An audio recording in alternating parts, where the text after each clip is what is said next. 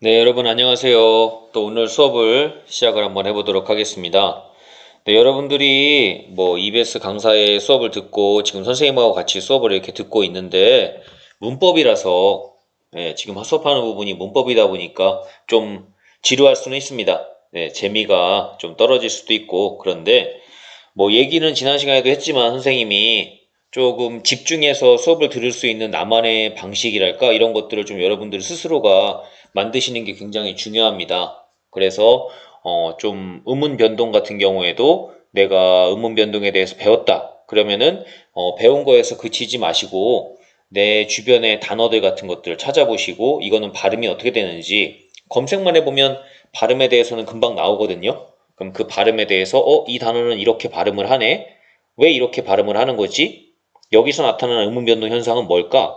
하는 걸 여러분 스스로가 한번 찾아보시고 그렇게 자꾸 실생활에서 적용을 하고 응용을 하려는 연습을 해볼 때 내가 문법을 배우는 이유 그리고 의미 이런 것들을 좀 찾으실 수가 있고요. 그러면 아마 나중에 시험을 보게 됐을 때 그 시험 문제 풀 때도 그렇게 했던 것들이 굉장히 큰 도움이 될 겁니다. 그러니까 배운 거 고안에서만 그치지 마시고 다양한 예들을 좀 찾아보려는 노력을 좀 하시기 바라겠습니다. 실제로 모의고사라든가 시험 문제에서도요, 여러분들 교과서에서 배운 그 단어들만 딱 나오는 게 아닙니다. 여러분들이 어떤 문법 현상을 배웠다면 그 현상이 적용되는 수많은 단어들이 다 출제가 될 수 있는 부분들이기 때문에 여러분들이 일단 제일 중요한 것은 당연히 그 문법의 용어, 개념에 대한 이해, 그리고 필요하다면 암기 이런 것들을 해주시는 게 첫 번째고요. 그 다음에는 선생님이 좀 전에 얘기했던 것처럼 이러한 것들의 예가 교과서에 나온 거 말고 또 뭐가 있을까 하는 걸 내 주변에서 자꾸 찾아보고 적용해보는 연습 이런 것들이 이루어질 때 여러분들이 문법을 좀 제대로 공부했구나 라고 하는 것들을 좀 느낄 수 있을 겁니다. 자, 그럼 이번 시간에는 우리가 이제 3단원의 우리말 바로쓰기 두 번째 한글 맞춤법의 원리와 내용에 대해서 학습을 해보도록 할 건데요. 자, 우리가 지난 시간에 음운 변동에 대해서 배우면서 선생님이 이 얘기를 했습니다. 음운의 변동에 대해서 배우려면 당연히 음운에 대해서 먼저 알고 있어야 한다. 하지만 교과서에는 음운이 나오지 않는다. 그래서 선생님이 학습지로 음운을 정리했다. 그래서 여러분들한테 선생님이 첫 번째로 이제 의문에 대해서 뭐 어떤 것이 있고 개념이 뭐고 이런 것들 설명을 했고요. 그 다음 지난 시간에 그래서 그 의문 변동의 현상이 뭐가 있는가 해서 교체, 첨가, 축약, 탈락 현상 그 안에 각각 세밀하게 또 어떤 것들이 있는가 하는 것들을 설명을 했는데 이번 시간에는 한글 맞춤법에 대해서 배울 건데 이 한글 맞춤법도 마찬가지예요. 여러분들 교과서 거기 116쪽에 보시면 알겠지만 한글 맞춤법의 원리와 내용 한 다음에 한글 맞춤법의 조항이 규정에 대한 조항이 쭉 나오고 있는데 한글 맞춤법에 대해서 여러분들이 먼저 공부를 하시려면요. 그 전에 해야 되는 게 있습니다. 한글 맞춤법이라고 하는 것이 말 그대로 우리말, 한글이죠. 우리말을 어떻게 쓰는 게 맞춤, 제대로 쓰는 것인가, 즉 어떻게 쓰는 게 올바로 쓰는 것인가 하는 걸 여러분이 배우는 거거든요. 그럼 바꿔 말하면 어떻게 쓰는 게 올바른 것이다라고 그 규정을 공부하려면요. 그 규정을 공부하기 위해서 필요한 기본적인 용어의 개념들을 여러분이 사전에 알고 계셔야 됩니다. 즉 우리 국어의 단어, 에 대해서 여러분들이 기본 개념을 알고 계셔야 단어에는 이런 것들이 있고 이런 용어들이 있구나 라는 걸 아셔야지만 그 다음에 한글 맞춤법 규정을 봤을 때 그 규정에서 사용되는 용어들의 개념을 이해할 수가 있고요. 한글 맞춤법 규정을 여러분들이 제대로 적용해서 이게 올바로 쓰여진 단어인지 아닌지를 구별할 수가 있습니다.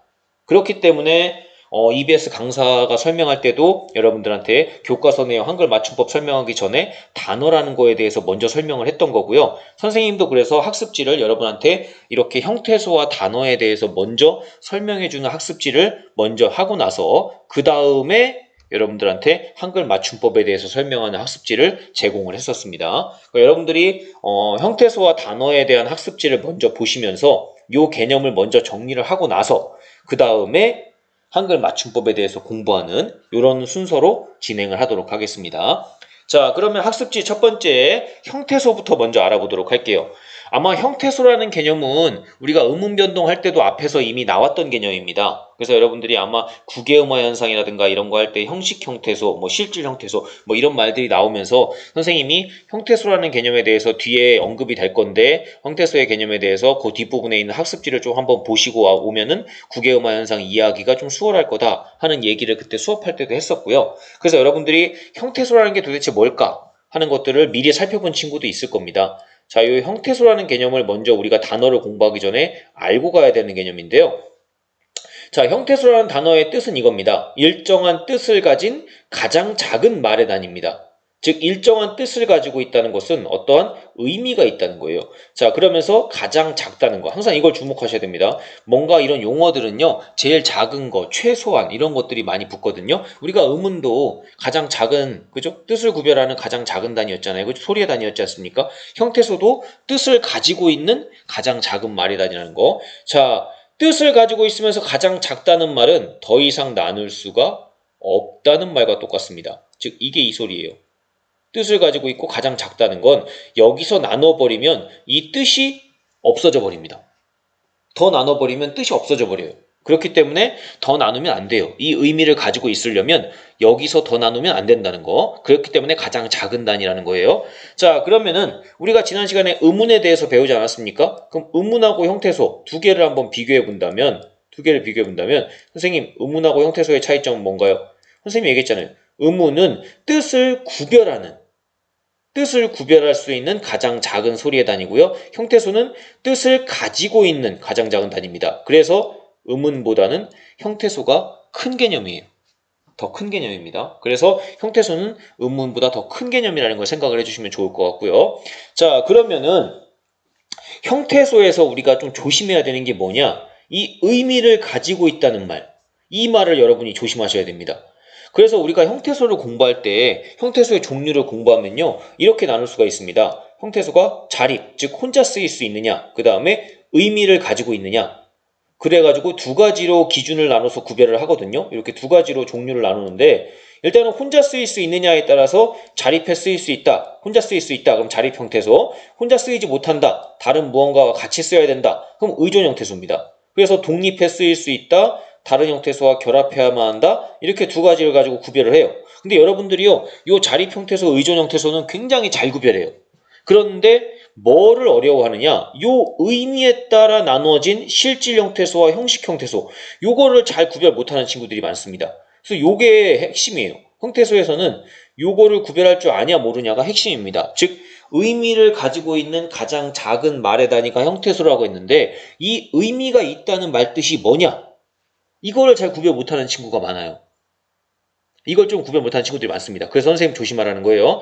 자, 일단은 실질 형태소. 이거는 여러분들이 굉장히 쉽게 파악해요. 실질적인 의미를 가지고 있는 형태소예요. 즉 우리가 뭐 책상, 뭐 의자, 뭐 이렇게 할 때 이런 단어들은 실질적인 의미를 가지고 있는 거거든요. 그렇기 때문에 종이 치고 있네요. 요 강의는 여러분들이 아마 학교 나와서 듣게 될까요? 아니면은 온라인으로 이 소리를 들으면서 듣게 될까요? 지금 선생님이 이 녹화를 하고 있는 시기가 지금 5월달 초거든요. 5월 초인데 여러분들이 어떻게 될지 이 강의를 선생님이 녹음은 했지만 여러분들이 못 들을 수도 있어요. 만약에 학교를 나오게 된다면. 근데 듣고 있다면 여러분들은 꽤 오랜 시간 동안 그죠? 집에서 온라인으로 수업 듣고 있다는 거. 자, 어쨌든 실질 형태소는 실질적 의미를 가지고 있는 거예요. 방금 전에 얘기했던 것처럼 이런 의미를 가지고 있는 단어입니다. 그러니까 여러분들이 보통 의미라고 생각하면 이 실질적 의미를 생각하는 경우가 많아요. 그래서 이거는 별로 그렇게 어렵지 않습니다. 여러분들이 쉽게 떠올리는 그 의미예요. 그 단어가 가지고 있는 의미, 형태소가 가지고 있는 의미. 자, 그런데 이게 헷갈립니다. 이 형식 형태소라는 게 헷갈려요. 이거를 여러분들이 많이 헷갈려합니다. 즉, 이거는 의미는 있어요. 근데 그 의미가 어떤 의미냐? 형식적인 의미예요. 그럼 형식적인 의미라는 게 뭐예요, 선생님? 이 형식적인 의미라는 말이 다른 뜻으로 바꾸면요. 문법적인 의미예요. 근데 이렇게 들어도 잘 몰라요. 선생님, 형식적 의미라는 건 뭔가요? 문법적인 의미라는 건 뭔가요? 이게 무슨 말인지를 잘 이해를 못 해가지고 형태소에서 형식 형태소를 잘 이해 못하는 친구들이 많습니다. 근데 이 형식 형태소가 이해가 안 되면 우리가 앞에서 국외음화 현상 배웠잖아요. 그때 그 형식 형태소라는 말이 이해가 안 가서 결국 국외음화 현상도 틀려버립니다. 그리고 이 실질 형식 형태소 이거는요 앞으로도 굉장히 자주 나와요. 실질 형태소, 형식 형태소 이거 되게 많이 나오거든요. 근데 이 용어의 개념을 헷갈리시면 나중에 그런 문법적인 것들 공부할 때 계속 난관에 부딪힙니다. 그래서 여러분들이 좀 이번 기회를 통해서 실질과 형식 형태소의 차이점을 정확히 좀 아시고 구별할 수 있으면 좋을 것 같아요. 자, 그래서 여기 예를 실어놨습니다. 뭐 선생님이 다른 예도 실을 수 있겠지만 그때 여러분 EBS 강사가 수업할 때 썼던 그 예시 문장이 이거였기 때문에 저 꽃은 예쁘다라고 하는 문장을 가지고 EBS 강사가 설명을 했기 때문에 선생님이 그냥 그걸 갖다가 가지고 왔습니다. 자, 그럼 보세요. 저 꽃은 예쁘다. 그러면 이거를 여러분들이 제일 먼저 뭘 하셔야 되느냐? 이거 지금 하나의 문장이지 않습니까? 하나의 문장이에요. 그러면 이 문장은 단어로 이루어져 있고요. 이 단어로 이루어져 있는 이 안에 형태소들이 들어가 있을 겁니다. 그럼 여러분들이 뭐 할 줄 아셔야 되느냐? 이게 일단은 이 문장이 몇 개의 형태소로 이루어져 있는 문장인가 하는 걸 구별할 줄 아셔야 돼요. 이렇게. 저 꽃은 예쁘다. 이렇게. 그래서 여러분들이 하나, 둘, 셋, 넷, 5개. 네, 그래서 이 문장은 총 5개의 형태소로 이루어진 문장입니다. 라고 할 줄 아는 게 필요합니다. 이걸 하실 줄 알아야 돼요. 이렇게 쪼갤 줄 알아야 됩니다. 이게 여러분들 되시는지를 지금 곰곰이 생각해 보세요. 이게 되시는지. 자, 그럼 일단은 이렇게 쪼갤 수 있다는 것은 방금 전에 우리가 위에서 배웠던 요거 있죠. 요거대로 구별하면 금방 할 수 있는 거예요. 그럼 일단은 혼자 쓰일 수 있는 거, 자립성으로 한번 볼게요. 혼자 쓰일 수 있다. 그럼 여기 있는 것 중에서 혼자 쓰일 수 있는 거, 그죠? 그 다음에 꽃, 혼자 쓰일 수 있으면. 근데 잘 보세요. 여기서 여러분들이 이거를 많이 헷갈려요. 예쁘다. 선생님, 예쁘다도 혼자 쓰일 수 있는 거 아닌가요? 예쁘다라고 하는 단어는 혼자 쓰일 수 있죠. 하지만 예쁘다는요, 잘 보셔야 돼요. 예쁘다는 우리가 단어를 잘 보면요. 예쁘다, 예쁘고, 예쁘면, 예쁘니까 이런 식으로 뭐가 되느냐? 이 단어는 형태가 변하는 단어입니다. 형태가 변해요. 그럼 그 얘기는 바꿔 말하면 아까 얘기했잖아요. 가장 작은 말의 단위라고요. 그러면은 지금 뜻을 가지고 있는 부분은 어디냐? 예쁘다가 아니에요. 예쁘까지만 뜻을 가지고 있는 겁니다. 뒤에 이 부분은 다른 것들이 얼마든지 붙을 수 있잖아요. 예쁘다, 예쁘고, 예쁘면, 예쁘니까, 예뻐서 이런 식으로 바뀔 수 있잖아요. 자, 그래서 실질적인 의미를 가지고 있는 부분은 예쁘까지예요. 예쁘까지입니다. 근데 예쁘라는 이 말이 그냥 예쁘 이렇게만 쓰일 수는 없죠. 뒤에 뭔가가 붙어야 되지 않습니까? 그래서 예쁘는 이렇게 뭐가 되는 거예요? 의존 형태소가 되는 거예요. 그러면서 그 뒤에 우리가 방금 전에 문장에서 뭘 갖다 붙였었습니까? 다를 갖다 썼죠. 근데 이 다도 혼자 쓰일 수가 없죠. 그러니까 이렇게 형태소를 구별할 줄 알아야 돼요. 그 다음에 꽃도 마찬가지입니다. 꽃, 은이 있죠. 자, 꽃은 혼자 쓰일 수 있어요. 근데 이 은은요. 그냥 우리가 그냥 은 하면은 여러분들이 금과 은 뭐 이런 거 할 때 은을 떠올리지, 여기 꽃은 할 때 이 꽃은 할 때 이 은을 떠올리는 사람은 없잖아요. 그냥 은 이렇게만 하면.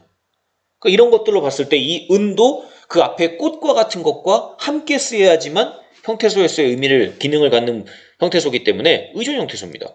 자, 이렇게 구별하실 줄 알아야 돼요. 이렇게 해서 이 문장은 형태소가 총 5개로 이루어진 문장이구나 라고 하는 걸 구별할 줄 아시면 일단은 형태소를 볼 수 있는 눈은 생긴 거예요. 여기까지 하실 줄 알면. 자, 그 다음에가 중요합니다. 그러면 이렇게 자립과 의존으로 형태소를 5개가 나눠져 있다라고 딱 구별할 줄 아셨다면 그 다음에 이제 의미를 가지고 이걸 또 분류할 수 있어야 돼요. 자, 실질 형태소는 말 그대로 실질적인 의미가 있는 거예요. 의미가 있습니다. 가리킴이죠. 가리키는 거예요. 이거죠 할 때 가리키는 겁니다. 그 다음에 꽃, 이 대상을 부르는 거죠. 자, 저 꽃. 그 다음에 선생님 아까 얘기했습니다. 예쁘. 이것도 실질적인 의미가 있는 거죠. 예쁘다. 그죠? 의미가 있는 겁니다. 그러면 중요한 건 이것들은 다 의미가 있는 것들이에요. 저 꽃, 예쁘. 실질적인 의미가 있는 거예요. 그러면 중요한 건 이겁니다. 은은 그냥 은 하면 아까 선생님 얘기했습니다. 금과 은 할 때 은이 아니라고 했어요. 그럼 이 은은 뭔가? 위에 이런 거랑 비교해 보세요. 꽃 이런 거랑 비교해 보세요. 꽃은 딱 듣는 순간 의미가 딱 머릿속에 딱 들어지잖아요. 의미 있는 단어지. 근데 은 하면 머리에 딱 의미가 있다고 떠올리십니까? 이거랑 비교해 보세요. 서로 연결져서. 은은 의미가 있다고 떠오르세요? 예쁘랑 다랑 비교해 보세요. 예쁘는 딱 듣는 순간 예쁘다는 그 말이구나 하고 의미가 떠오르시죠. 근데 다 하면 의미가 떠오르십니까? 그럼 여기서 나오는 은이나 다 같은 건 선생님 의미가 없는 거 아니에요? 이렇게 생각하기 쉽다는 겁니다. 근데 의미가 없는 게 아니에요. 이거는 문법적인 의미가 있어요. 문법적인 의미가. 그럼 무슨 문법적인 의미가 있느냐? 이 은은요. 은은요, 이 앞에 오는 꽃 있죠, 꽃. 꽃을 딱 대상을 딱 찍어서 강조해주는 의미가 있습니다. 그러면서 이 꽃이라고 하는 것을 가리키는 대상을 지칭하는 이런 문법적인 기능이 있어요. 쉽게 말하면. 그 다음에 다도 마찬가지입니다. 다도 문장을 뭐하는? 끝맺는, 평서형으로 딱 끝맺는 기능이 있습니다. 그래서 문법적인 의미라는 건요, 약간 문법적인 기능하고 연결시키면 여러분들이 좀 이해가 쉬울 것 같아요. 그러니까 특정한 우리가 그 꽃이나 예쁘처럼 실질적인 의미를 갖는 건 아니지만 문법적으로 봤을 때는 그 문법적인 어떤 기능을 하는 부분이 있다는 겁니다. 그래서 이것도 의미가 있다고 봐요. 이것도 의미가 있다고 봅니다. 그리고 이걸 뭐라고 부르냐? 형식 형태소라고 부르는 거예요. 즉 이런 실질적인 의미를 갖는 건 아닙니다. 실질적인 의미가 있는 건 아니에요. 하지만 문법적으로 봤을 때에는 어떤 기능을 하는 부분이 있다. 그래서 그거가 의미가 있다라고 보는 거예요. 그래서 의미에 따라서 두 가지로 실질과 형식으로 나눈다는 거. 요거를 여러분들이 잘 생각을 하셔야 됩니다. 요거 구별하실 줄 알아야지만 여러분들이 나중에 헷갈리시지가 않아요. 잘 구별하시기 바라겠습니다. 요거 나중에도 많이 나온다고 얘기했습니다. 형태소. 시험 문제에도 실제로 그래가지고요. 이런 문제들이 많이 나와요. 문장 하나 준 다음에 이렇게 나와요. 시험 문제가. 문장을 하나 주고요. 그 다음에 1번. 이 문장의 형태소는 몇 개이다. 2번. 이 문장에서 자립 형태소이면서 실질 형태소인 건 뭐뭐다. 3번. 이 문장에서 의존 형태소이면서 형식 형태소인 건 뭐뭐다. 뭐 이런 식으로 문제가 나옵니다. 그럼 여러분들이 이런 문제를 푸시려면 이 문장을 딱 보고 뭐 할 줄 아셔야 되겠어요? 이걸 다 할 줄 아셔야 됩니다. 이걸 하실 줄 알아야지만 여러분이 스스로 다 쪼개놔서 이거는 실질이고 이건 형식이고 이렇게 다 구별을 해놔야지만 이런 문제가 나왔을 때 그러네 하면서 맞춰가면서 문제를 풀 수 있겠죠. 이거 실제로 모의고사나 이런 수능 같은 데에 나왔던 문제들이에요. 그 형태소에서 나올 수 있는 문제 스타일 중에 가장 이제 좀 대표적인 문제 스타일이 이런 문제 스타일입니다. 그러니까 여러분이 이 정도 문제만 풀 수 있다면 나는 형태소에 대해서 정확히 이해하고 있다라고 보실 수 있는 거예요. 그렇기 때문에 형태소는 개념을 정확히 알아두시고 그 다음에 이 종류를 내가 이러한 문장이 주어졌을 때 내가 다 할 수 있는지 쪼갤 수 있는지 하는 것들을 한번 생각을 해보시면 좋을 것 같아요. 자, 그러면 단어로 가볼게요. 자, 그 다음에 이제 우리가 형태소 다음에 단어라고 하는 개념에 대해서 한번 배워볼 건데, 자, 단어 하면 여러분들이 일상에서 많이 쓰는 겁니다. 단어라는 말 많이 쓰잖아요. 하지만 선생님이 수업 시간에 친구한테 가서요, 수업 시간에 하다가, 학생한테 가서, 단어라는 말 알지? 알죠, 당연히. 단어의 뜻이 뭐야? 이렇게 물어보면 말을 못 합니다. 여러분도 한번 지금 당장 스스로한테 물어보세요. 단어. 아는 말이죠.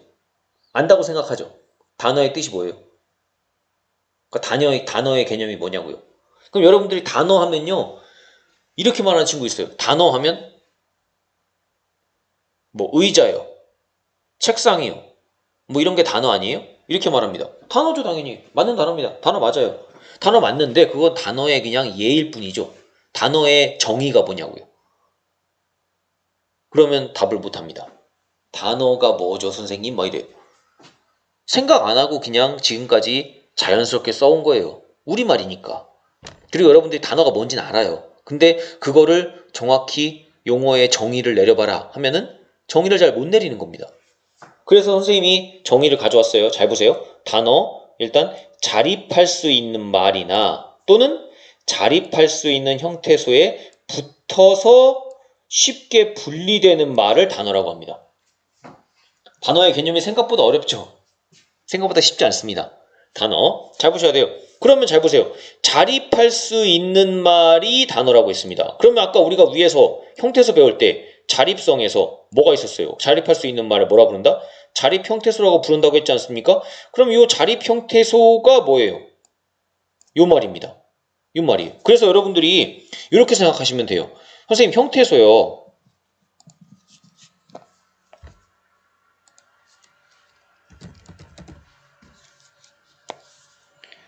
자, 형태소란 단어. 형태소요, 선생님. 형태소랑 단어가 지금 있는데 형태소랑 단어는 어떤가요? 했을 때 일단 형태소랑 단어는 같을 수 있어요.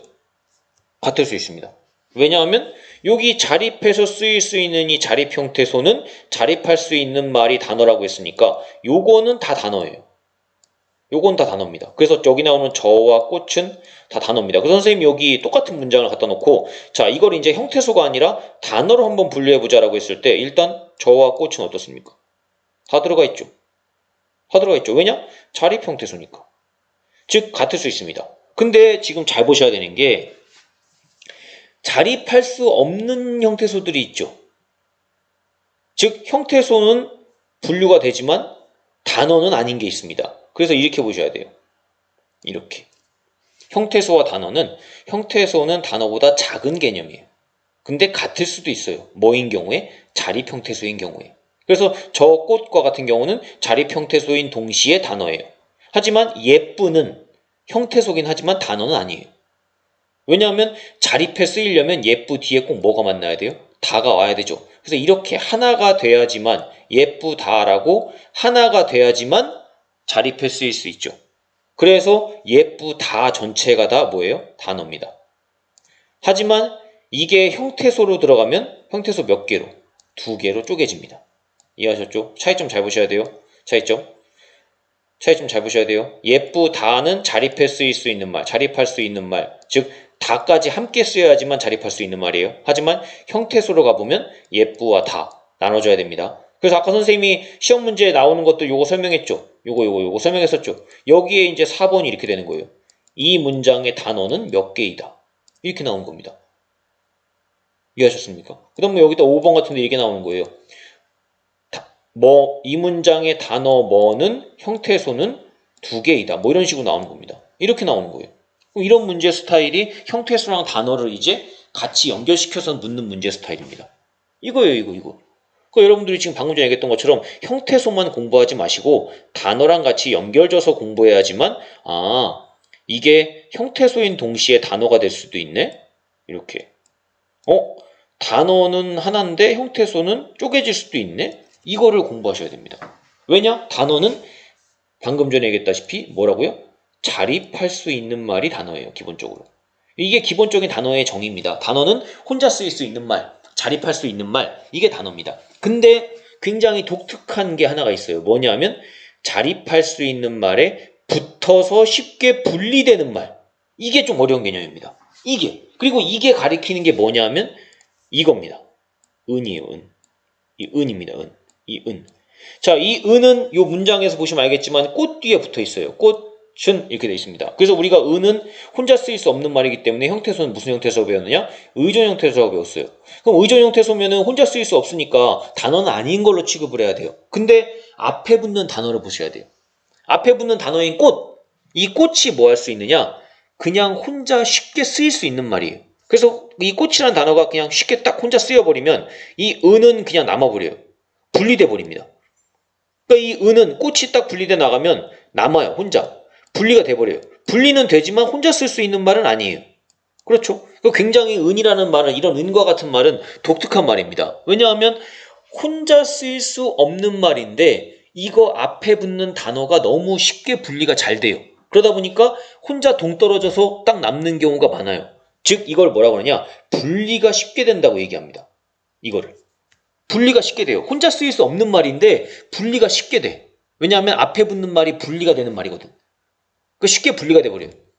그래서 이런 것들을 고민이 많이 돼요. 단어로 취급을 할 거냐 말 거냐. 그래서 이 은을 단어로 취급할 거냐 말 거냐. 형태소는 형태소가 맞죠. 근데 단어로까지 취급을 할 거냐 말 거냐. 단어로 취급을 합니다. 이 은은 단어로 취급을 합니다. 단어로 취급을 해요. 그래서 이런 은과 같은 것들을 우리가 뭐라고 부르느냐? 조사라고 불러요. 조사라고 부르는데 이 조사가 뭔지는 뒷부분에 선생님이 좀 더 세밀하게 설명을 할 겁니다. 자, 어쨌든 단어는 혼자 쓰일 수 있는 말만 단어는 아니라는 거. 혼자 쓰일 수 있는 말에 붙어서 쉽게 분리가 되는 말도 단어라고 합니다. 그래서 이게 굉장히 독특하잖아요. 이게. 그래서 이게 시험 문제에도 굉장히 자주 나와요. 이거를 쉽게 분리되는 말, 혼자 쓰일 수 없는데 쉽게 분리되는 말, 이거 단어로 취급한다? 이걸 여러분들이 아는지 모르는지 물어보는 문제가 꽤 자주 나옵니다. 그래서 여러분들이 단어에 대해서 정리하실 때는 혼자 쓰일 수 있는 말만이 단어가 아니라는 거. 거기에 붙어서 쉽게 분리되는 말도 단어로 취급을 한다라고 하는 개념을 좀 알아두시면 단어에 대해서 좀 여러분들이 기본 개념은 잡고 가는 거다라고 생각할 수 있을 것 같아요. 자, 그 다음에 단어의 분류를 한번 해보도록 하겠습니다. 우리가 방금 전에 단어라는 것은 이런 걸 단어라고 한다 라고 배웠지 않습니까? 그리고 실제 문장에서 단어를 한번 분류해봐라 그럼 이렇게 단어를 분류할 수 있어요. 근데 이 분류한 걸 이제 각각의 이 저, 꽃, 은, 예쁘다 이걸 각각 뭐라고 부르는지를 알아야 되겠죠. 그죠? 우리가 앞에서 음운 배웠잖아요. 그래서 여러분들이 음운 배울 때 음운이라는 걸 이런 걸 말합니다. 그 다음에 뭐 했어요? 그럼 그 음운 안에는 뭐가 있습니까? 해가지고 여러분들이 분절 음운도 있고 비분절 음운도 있고 그 다음에 분절 음운에 뭐가 있느냐 자음과 있고 모음이 있고 막 이런 식으로 공부했지 않습니까? 단어도 똑같아요. 단어가 뭔지를 배웠으면 그러면 이제 그 단어의 종류가 뭐가 있는지 나눠봐야 되겠죠. 그 단어를 분류하는 걸 우리가 뭐라 부르느냐 이제 품사라고 합니다. 이걸 품사라고 하는 거예요. 단어를 분류하는 거예요. 품사로 분류한다는 건 뭐냐면 이거예요. 이 분류된 단어들을요. 성질이 공통된 것, 즉 같은 성질을 가지고 있는 것끼리 모아서 묶어보는 거예요. 쉽게 말하면. 그래서 여러분들이 묶어보는 건데 아마 제일 여러분들이 많이 들은 거 그리고 잘 알고 있는 거 뭐 영어 같은 거랑 비슷하기 때문에 많이 들어본 게 이겁니다. 이 의미를 가지고 분류하는 거예요. 이 의미를 가지고 분류하는 건 여러분들이 많이 알고 있습니다. 이렇게 명사, 대명사, 수사 이거 여러분들 많이 들어봤죠. 명사, 대명사, 수사 그 다음에 뒷부분에 가보시면 동사, 형용사, 그 다음에 관형사, 부사, 감탄사, 조사 이게 여러분들이 아마 많이 들어본 용어일 거예요. 그리고 이게 다 단어를 분류할 때 같은 성질을 가지고 있는 단어들끼리 묶어서 부르는 명칭입니다. 여러분들 많이 들어봤을 거예요. 동사, 형용사 많이 들어봤죠. 동사는 움직일 동자입니다. 즉 사물의 움직임을 표시하는 성질을 가진 단어들끼리 묶어서 그런 단어를 뭐라고 부른다? 다 동사라고 부르는 거예요. 그래서 여러분들이 가다, 뭐 먹다 이런 단어 봤을 때 이거는 품사가 뭘까요? 했을 때 여러분들이 동사요 이렇게 답변할 수 있다면 여러분은 동사가 뭔지를 잘 알고 있는 거예요. 이렇게 단어를 같은 성질을 가지고 있는 것끼리 묶어서 뭐라고 부를까 해서 명칭을 붙인 거예요. 형용사는 말 그대로 성질 상태 표시하는 거. 이렇게 부르는 겁니다. 이렇게. 자, 나머지도 다 이렇게 나와 있는 것처럼 사물의 상태를 수식하는 거예요. 수식하면 관형사, 움직임이나 성질을 재한정하면 부사, 부름 느낌 감탄사, 말과 관계 표시라면 조사, 뭐 이렇게 부르는 겁니다. 그 다음 아까 우리가 위에서 봤던 요거, 그 다음에 명사, 대명사, 수사. 많이 들어본 거죠. 사물의 숫자 하면 수사, 뭐 명칭을 대신해서 부르면 대명사, 명칭을 표시하면 명사. 이거 다 들어본 것들이에요. 많이 불러봤죠. 그래서 여러분들이 단어를 분류하는 거, 품사 하면은 제일 많이 얘기하는 게 이겁니다. 선생님이 수업 시간에도 가가지고 너 중학교 때 이런 거 좀 배워봤지? 네, 그렇게 얘기해요. 그럼 너 뭐 배웠니? 단어를 나눠보면 뭐가 있어? 단어의 종류에는 뭐가 있니? 물어보면 명사, 뭐 대명사, 동사 뭐 이런 거 얘기합니다. 잘 얘기해요. 잘 얘기하는데 일단 우리가 단어를 분류할 때 분류하는 기준이 있을 거 아니에요. 왜냐하면 공통된 것끼리 묶은 거니까 이 공통된 성질이 공통된 것끼리 묶은 거니까 어떤 기준으로 단어를 분류했을까 하는 어떤 기준이 있지 않겠습니까? 그 기준을 공부하셔야 되는데 여러분들이 아는 그 명사, 대명사 이런 거는요. 제일 세밀하게 나눈 거예요. 제일 세밀하게 나눈 거고요. 제일 크게 단어를 분류하면 이겁니다. 일단 형태 가지고 나누는 거예요. 그럼 뭐가 있느냐? 가변어랑 불변어가 있습니다. 이게 뭔 소리냐? 불변한다. 말 그대로 변하지 않는다는 뜻입니다. 가변한다는 건 형태가 변한다는 거예요. 그럼 이게 뭔 소리냐? 우리가 그 문장에서 단어를 쓸 때요. 그 단어가 형태가 안 바뀌고 계속 가면 불변합니다. 근데 형태가 바뀌면 가변어예요. 예를 들면 책상. 책상은 항상 어디에 어떤 문장에 쓰든지 간에 우리가 책상이라고 부르죠.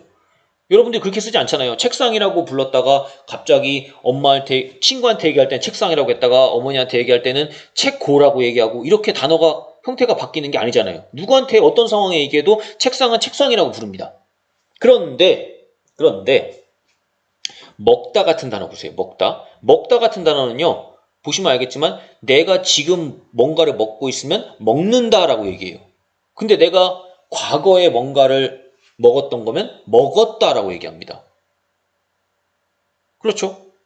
생각해보세요. 먹다라는 단어는요. 쓰일 때마다 형태가 조금씩 달라져요. 바뀌어요.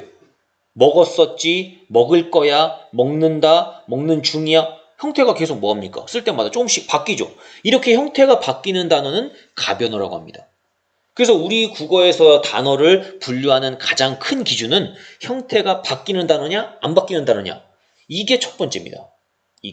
이게 분류하는 첫 번째예요. 그래서 여러분들이 단어를 분류할 때 일단 첫 번째는 형태가 바뀌는가 안 바뀌는가를 가지고 구별한다는 거 기억해 두시면 좋을 것 같고요. 자, 그 다음에 두 번째로 분류하는 게 이겁니다. 기능이에요. 즉, 이 품사가 문장 내에서 무슨 역할을 하는가, 이게 중요합니다.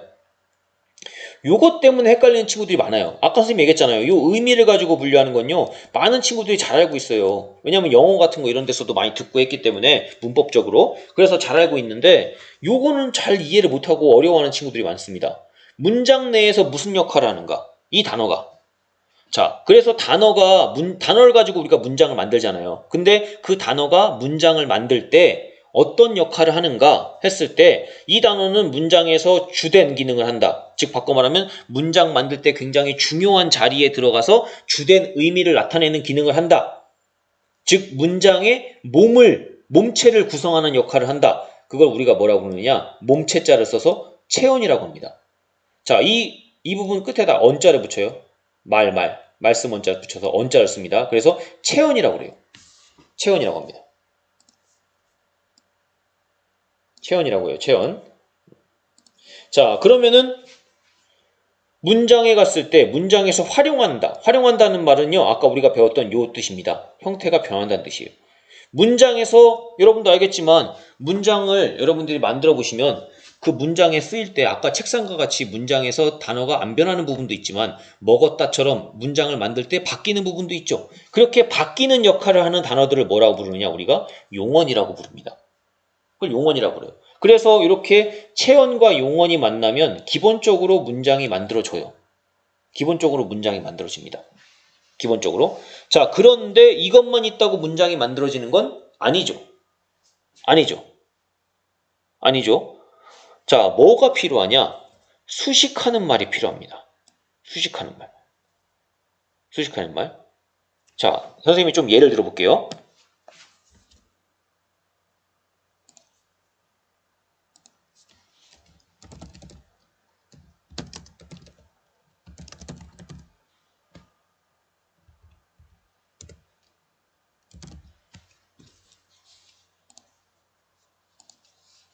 자, 철수가 집을 간다라는 문장이 있습니다. 자, 그럼 보세요. 몸에 대한 주된 기능을 하는 이 체언의 역할을 하는 부분은 어디냐? 여기입니다. 철수, 집. 그죠? 이런 부분입니다. 그 다음에 활용하는 부분, 용언에 해당되는 부분은 어디냐? 여기입니다. 가다. 그죠? 활용하는 부분입니다. 활용하는 부분이죠. 자, 근데 이렇게 문장을 쓰면 문장이 얼추 완성이 됐어요. 근데 여기다가 수식하는 말을 넣어주면 문장이 좀 더 풍성해지겠죠. 예를 들면 여기다가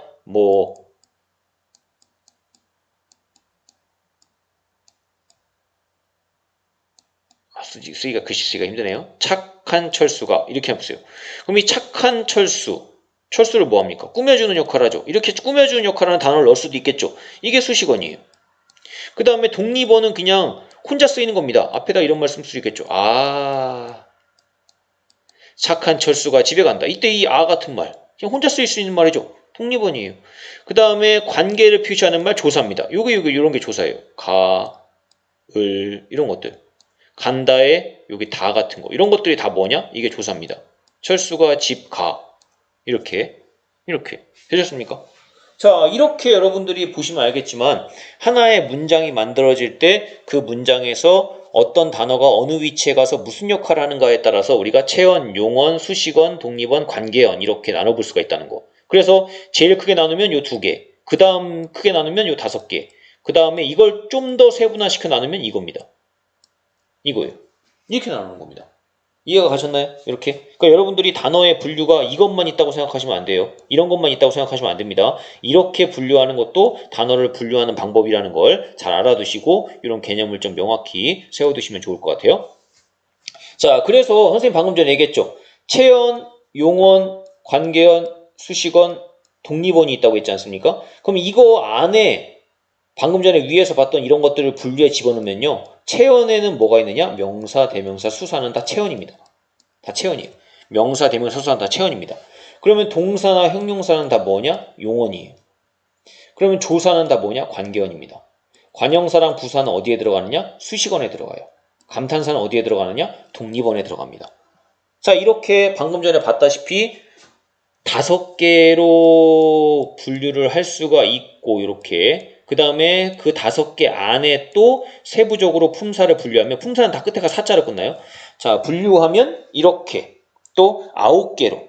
그래서 우리가 우리 국어의 언어, 이 단어를 분류해봐라. 그러면은 뭐라고 보통 많이 하냐면요. 5원 몇 개라고요? 쓰기가 너무 힘드네요. 5원 구품이라고 보통 많이 얘기합니다.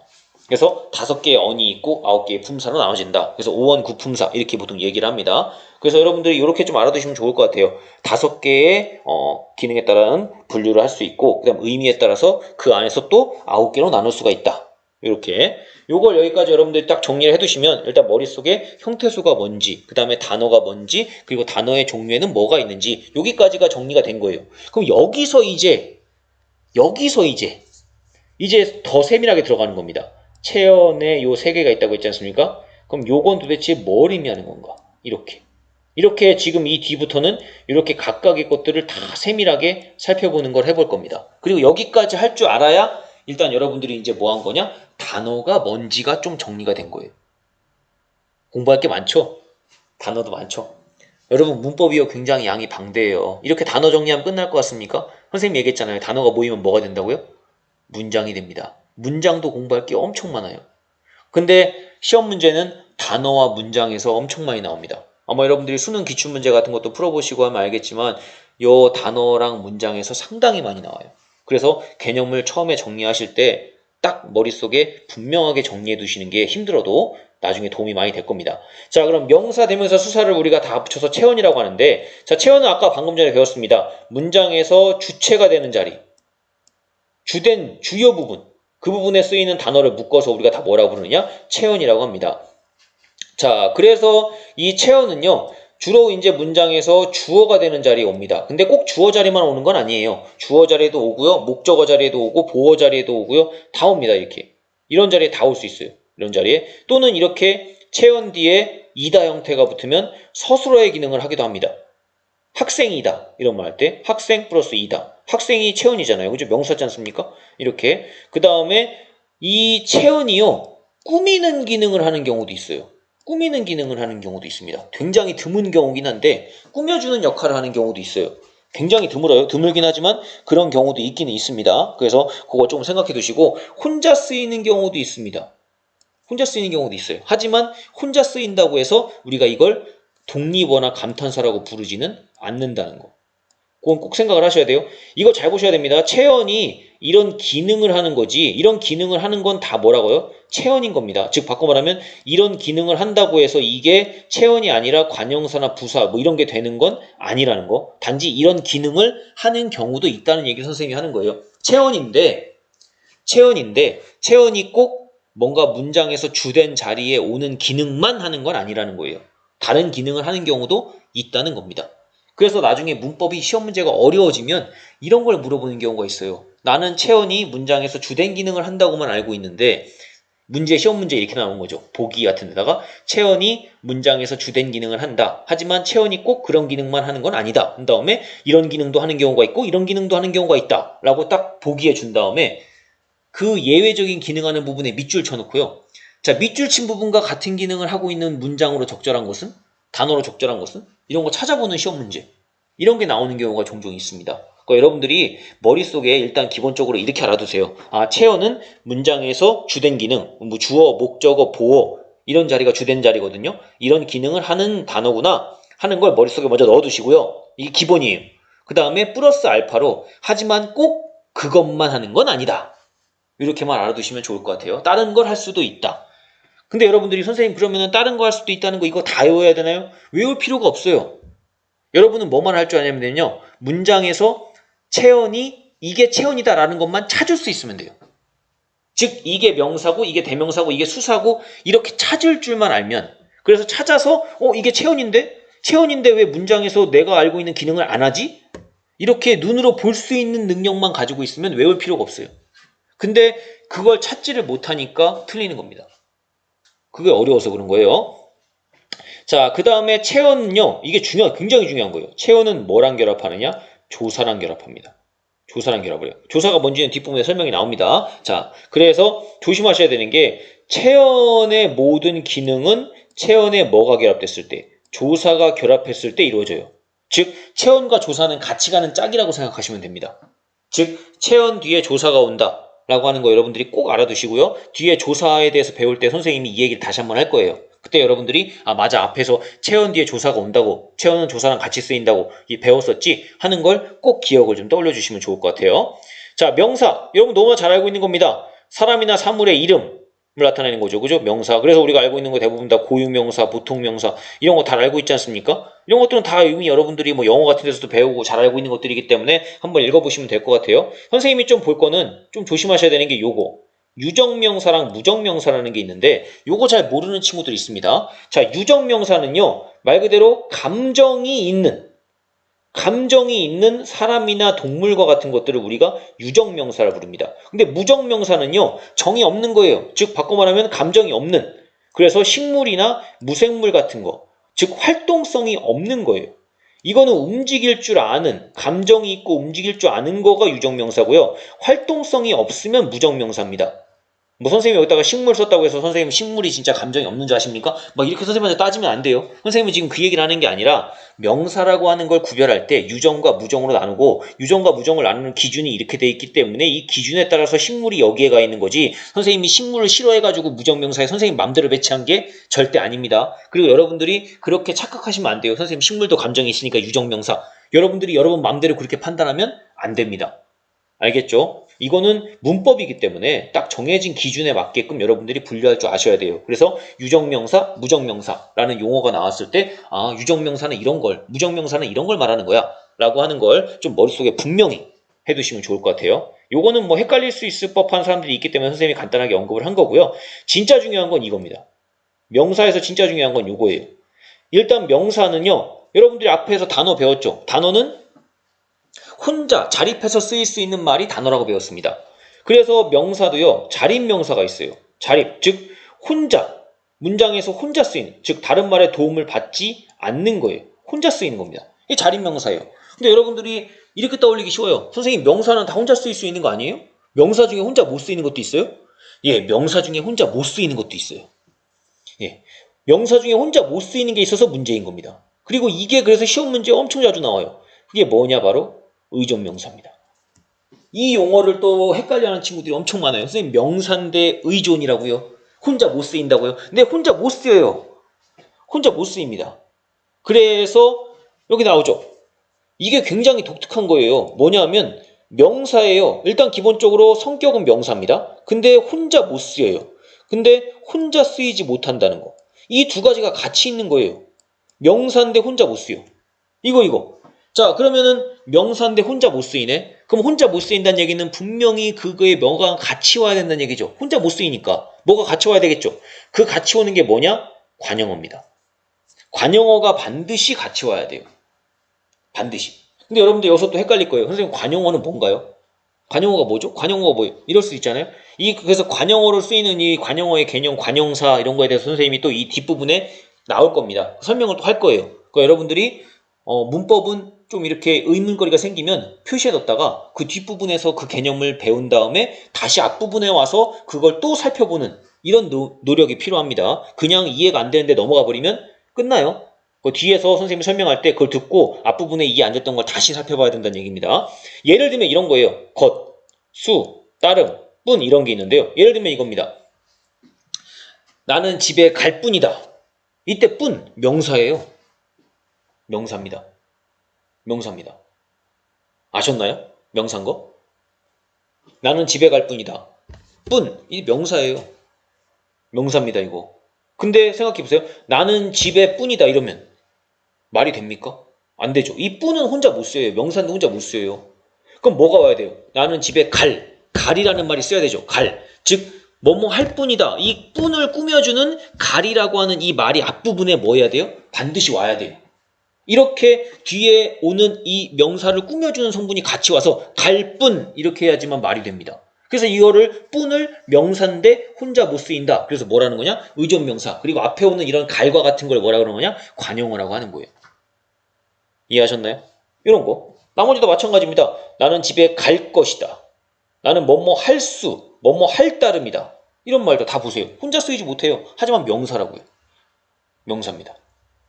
요거 헷갈리지 말고 잘 알아두셔야 돼요. 개념 잘 이해해 주시기 바랍니다. 자, 그 다음에 대명사가 있습니다. 대명사는요, 말 그대로 명사를 대신하는 거예요.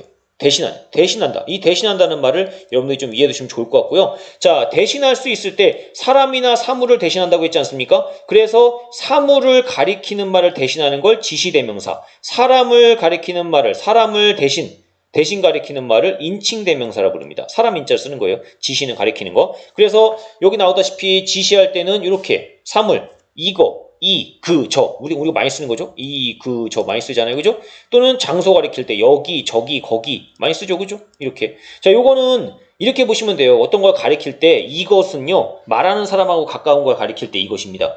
그것은요, 상대방하고 가까운 걸 가리킬 때고요. 저것은 말하는 사람과 상대방 둘 다에게서 멀리 떨어져 있는 걸 가리킬 때 저것입니다. 이해하셨나요? 여러분도 한번 잘 생각해 보세요. 여러분한테 말하는 사람한테 가까이 있는 물건 가리키면서 저것 좀 갖다 줘. 이렇게 말하는 친구 없죠? 그죠? 저 어느 경우에 쓰는지 잘 생각해 보세요. 이것은 나한테, 말하는 사람인 나한테 가까운 거. 그것 좀 줘. 그것은 내 말을 듣는 상대방한테 가까이 있는 거.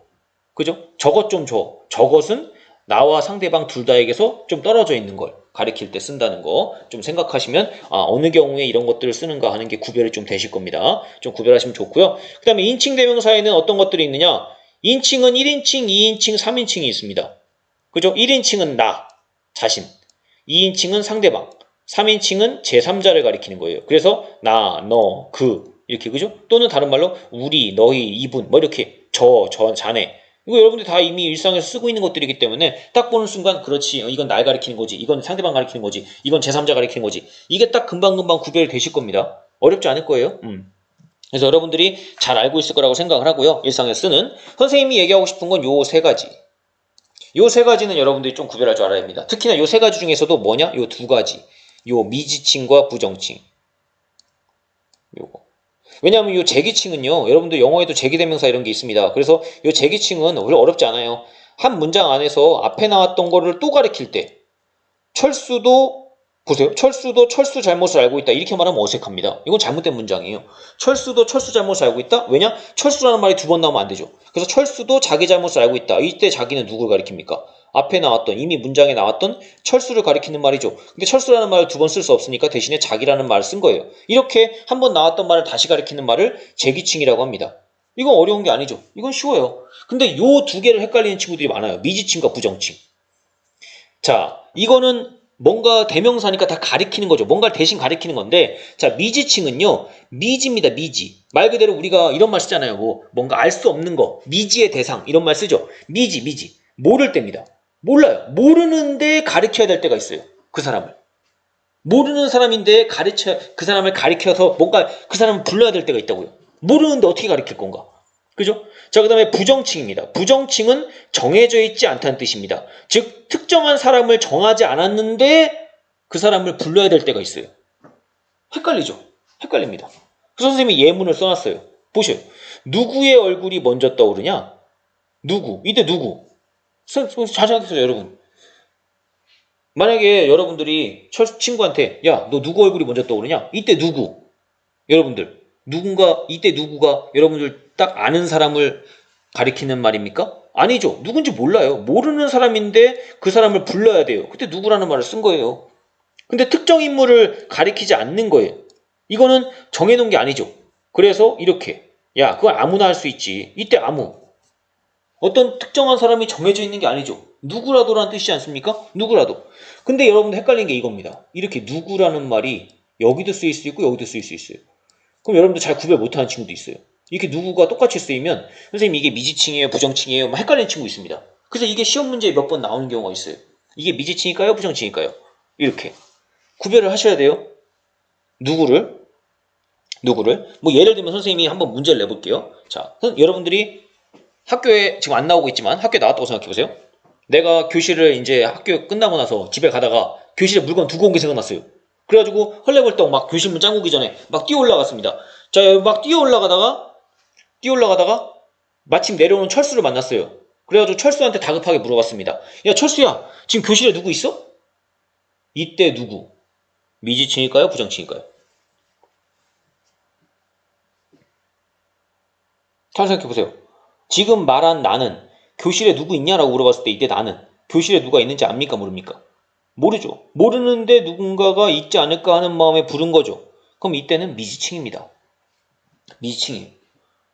근데 여러분들이 만약에 선생님이 여러분한테 어떤 거를 일을 좀 부탁을 했어요. 그때 여러분들이 선생님한테 이렇게 말했습니다. 아, 이건 누구든지 할 수 있잖아요. 이때 누구? 이때 누구는? 똑같은 누구지만 이거는 미지층이 아니라 뭡니까? 부정층이죠. 왜냐하면 특정한 대상을 정해놓은 게 아니니까요. 이해하셨나요? 요거 구별할 줄 아셔야 돼요. 구별. 자, 그 다음 마지막 수사. 수사는 너무 간단합니다. 그냥 말 그대로 수량이나 순서를 가리키는 건데요. 자, 수량을 가리키면 양, 순서를 가리키면 순서, 서수사, 양수사입니다. 그래서 여기 나오죠. 하나, 둘, 셋. 이건 숫자를 세는 거잖아요. 양을 세는 거예요. 그 다음에 순서는 첫째, 둘째, 셋째, 제1, 제2, 제3 이렇게 순서 세는 거. 이게 양수사고 서수사입니다. 수사는 너무 간단하죠. 자, 이렇게 여러분들이 지금 일단은 체온까지 선생님하고 한번 정리를 해봤습니다. 자, 오늘 배운 내용들이 일단 지금 이후에 이어질 것들의 기본적인 것들이에요. 그러니까 여러분들이 좀 정리를 해두시면 좋을 것 같고요. 그 다음에 이 뒤에 이어서 선생님이 나머지 것들을 다음 시간에 정리를 할 건데, 얘기했다시피 뒤에 거를 배우면서 앞에서 이해 안 됐던 것들을 같이 보면서 정리를 하셔야 됩니다. 선생님이 다음 시간에도 관계원 조사에 대해 설명을 할 건데, 당연히 이거 듣고 난 다음에 다시 앞으로 돌아가서 체온에 대해서 특징적인 부분에서 조사 언급됐던 부분들을 다시 같이 연결해서 보는 이런 반복학습, 되새김 학습 이런 걸 해주셔야 문법이 머릿속에서 정리가 착실하게 완벽하게 됩니다. 네, 그러면은 오늘 배운 거 잘 정리하시고 다음 시간에